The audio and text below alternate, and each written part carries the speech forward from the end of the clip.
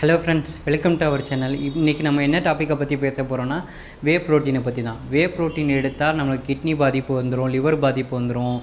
அது ஸ்டிராய்டா, அது சாப்பிட்டா நம்ம கேலரிஸ் ஏறுமா, வெயிட் ஏறுமா, குண்டா போயிடுவோமான்னு நிறைய பேர் சொல்லி கேள்விப்பட்டிருப்போம்.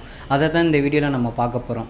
அதுக்கு முன்னாடி நம்ம 20 அமினோ ஆசிட்ஸை பற்றி நம்ம பார்க்கலாம். 20 அமினோ ஆசிட்ஸில் நம்மளுக்கு 11 அமினோ ஆசிட்ஸ் நம்ம உடம்பே ஆல்ரெடி இது பண்ணிக்கோம். பாக்கி 9 அமினோ ஆசிட்ஸ் மட்டும் தான் நம்ம ஃபுட்லேருந்து எடுத்திருக்கோம். லைக் ஃபுட்டுலேருந்து நம்ம எடுத்துக்கிறதுலேயும் அதில் 9 அமினோ ஆசிட்ஸில் லியூசின் ஒரு அமினோ ஆசிட்ஸ் இருக்குது. அது நம்ம மசில் க்ரோத்துக்கு மெயினாக சப்போர்ட் பண்ணுது. ஸோ நம்ம அதுக்கப்புறம் வே ப்ரோட்டீன்ஸில் எதுலேருந்து டெரிவேட் ஆகுதுன்னு ஃபஸ்ட்டு பார்க்கலாம். வே ப்ரோட்டீன் ஒரு மில்க்லேருந்து டெரிவேட் ஆகுது.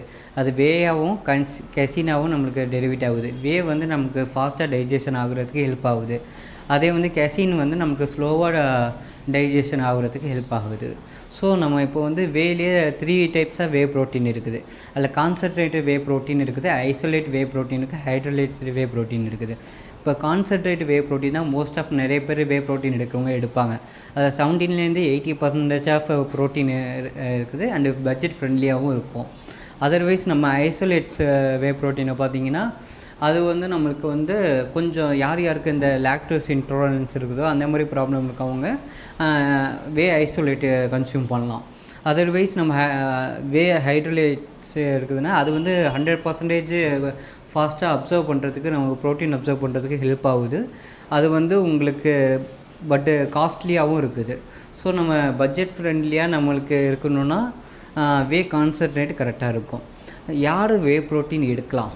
இப்போது ஃபுட்டு இருக்குது, நீங்கள் இன்டேக் பண்ணுறீங்கன்னா அதில் ப்ரோட்டீன் லைக் நீங்கள் நான் வெஜிடேரியன்டா சிக்கன், மட்டன், எக்கு, ஃபிஷ் இதுலேருந்து கன்சியூம் பண்ணுறீங்க. அது மோர் தென் உங்களுக்கு இனஃப்.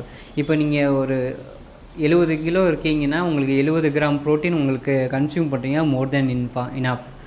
லைக் ஒரு பெர் கேஜிக்கு 1 கிராம் ப்ரோட்டீன் இருந்தால் போதும், நார்மல் அடல்ட்டாக இருந்தால்.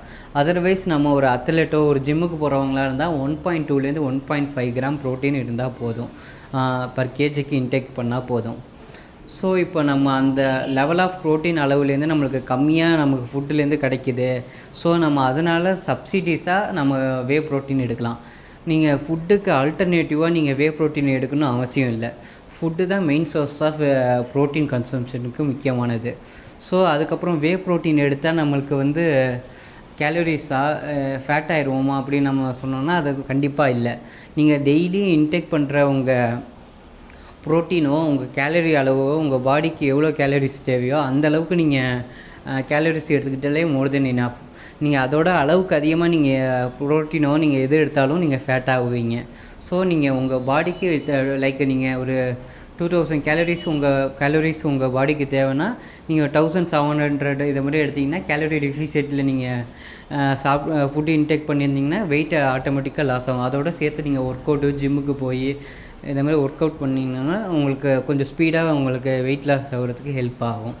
அதர்வைஸ் நம்ம வே ப்ரோட்டீன் ஸ்டெராய்டான்னு கேட்டிங்கன்னா அது கண்டிப்பாக ஸ்டெராய்டு இல்லைங்க, அது ஜஸ்ட்டு ப்ரோட்டீன் பவுடர் தான். அதை தவிர்த்து நமக்கு வே ப்ரோட்டீன் எடுத்துக்கிட்டால் கிட்னியோ லிவரோ பாதிச்சிருமோன்னு நம்ம நிறைய பேர் சொல்லி கேள்விப்பட்டிருப்போம். அது உண்மை இல்லை.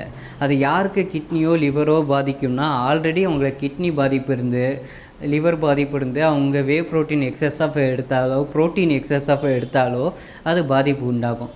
ஸோ நீங்கள் அது உங்கள் டாக்டர்கிட்ட இல்லாட்டி உங்கள் நெஃப்ராலஜிட்ட நீங்கள் கன்சல்ட் பண்ணிவிட்டு நீங்கள் ப்ரோட்டீன் இன்டேக்கு எவ்வளோ எடுக்கணும்னு கேட்டு நீங்கள் அதை எடுத்துக்கலாம். அதர்வைஸ் நம்ம இப்போ பார்க்க போகிறது சைடு எஃபெக்ட். என்னென்ன சைடு எஃபெக்ட் இருக்குதுன்னு பார்க்கலாம். சில பேருக்கு ப்ளோட்டிங் இருக்கும். இந்த ப்ரோட்டீன் எக்ஸஸாக எடுத்துகிட்டால் ப்ளோட்டிங்கு, அப்டாமினல் பெயின், கான்ஸ்டிபேஷன் இதை மாதிரிலாம் இருக்கும். ஸோ இந்த மாதிரி விஷயத்த நம்ம தவிர்க்கிறதுக்கு தண்ணியும் நிறைய ஹைட்ரேட்டாக இருக்கிறதுக்கு வாட்டரை ட்ரிங்க் பண்ணுங்கள். அண்டு ஃபைபரும் இன்டேக் பண்ணுங்கள். லைக் வெஜிடபிள்ஸ், ஃப்ரூட்ஸ் இதை மாதிரி எதுனா கன்சியூம் பண்ணுங்கள். இதை கன்சியூம் பண்ணாலே உங்கள் மோர் தென் இனஃப்.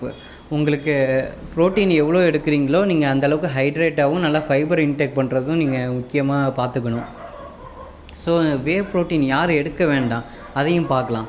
இப்போ நீங்கள் ஆல்ரெடி சொல்லிட்டேன், லிவரும் கிட்னி பிரச்சனை இருக்கவங்களும் வே ப்ரோட்டீன் எடுக்க வேண்டாம்.